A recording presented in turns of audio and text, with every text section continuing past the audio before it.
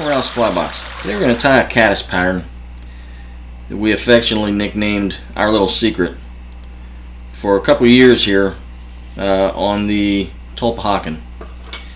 It's a very effective pattern if you've ever fished it and you've seen in the evenings where the splashy rises are going on non-stop.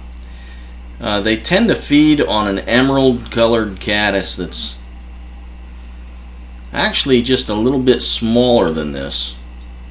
It's an 18 if you actually see the natural, 18 to 20. But this pattern has done very well during that time of the day when they're chasing. Where do we tie it? I tie it on a size 16 Orvis Caddis Emerger hook and brown 8/0 thread. And we start off with caddis green turkey biot. A little bit different than the olive you usually find. And while it's not an exact copy of the insect that we're trying to replicate, when wet, it just seems to do very well during that hatch. So we've stuck with this body. We want to tie in that biot about the 1/3 portion of the shank of the hook. I wrap it back, and then we're going to palmer our biot forward.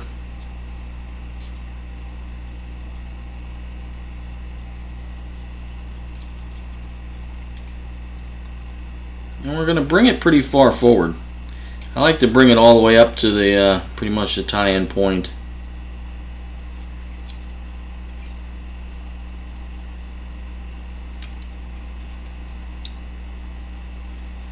And because I can wrap back over it with thorax or hackling material, but I want to make sure that I bring it forward enough. I'd rather be too far forward than just a little short.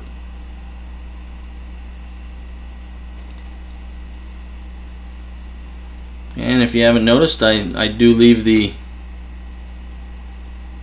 high side of the biot on this pattern in the abdomen. I don't tie this smooth. I do leave it ribbed. If you ever notice caddis bodies, they aren't perfectly smooth. They're not like a mayfly.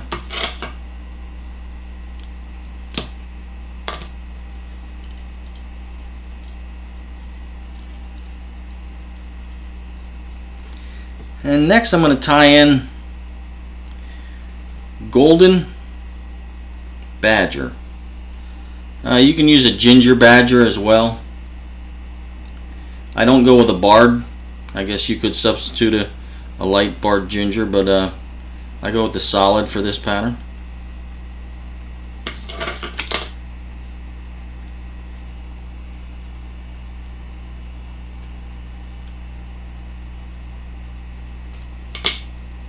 And I leave a fairly long base.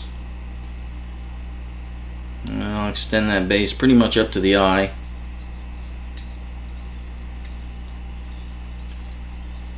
And wrap back.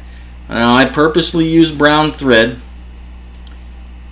because the brown will show through, and that's what I want.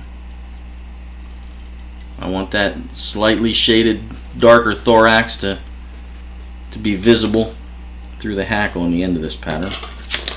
And next we're going to use wood duck dyed CDC. I'm going to prep the tip, trim out the tip, leaving just the fibers, so the base fibers are exposed. And we're going to tie in right at the back of the thorax.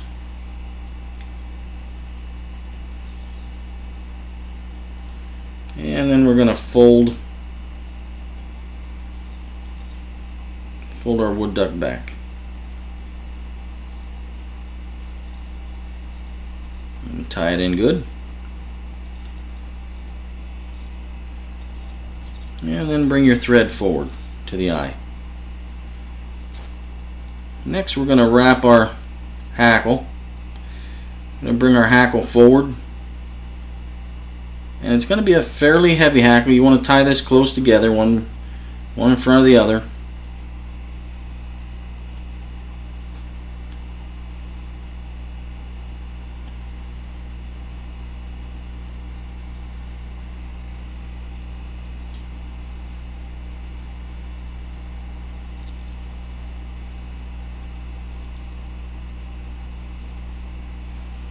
And tie off behind the eye.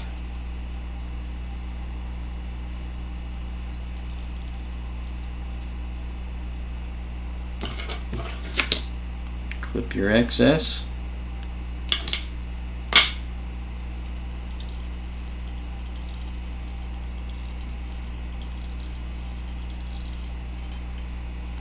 And a quick whip finish.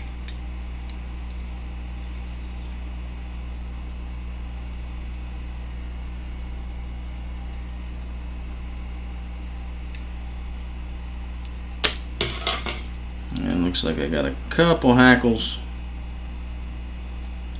couple fibers trapped there. We can trim them off.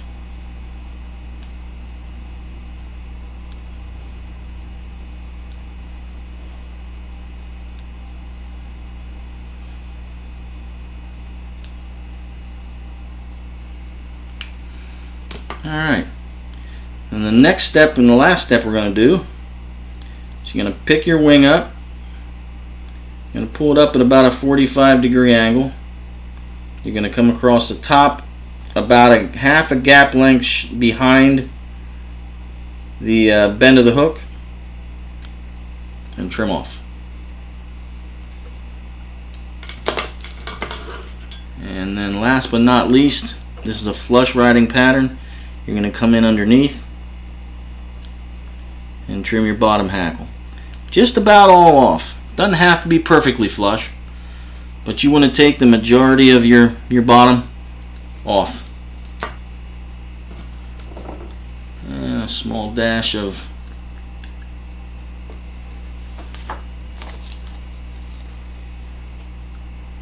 Sally Hansen's. Secure our head.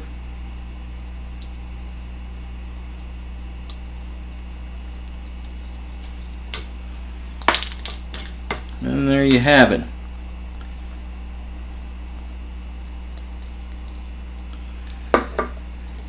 It's called our little secret for a long time. It's a intermediate caddis pattern. It does well as a caddis emerger. It lays low on the film. Will fish dry very well if greased on the hackle or grease the tippet. But like I said, it's a ringer for the Tulpehocken for us when they're chasing caddis in the evening. And I hope it does just as well for you. Our little secret, caddis emerger pattern. Hope it adds to your box. Thank you and see you in the water.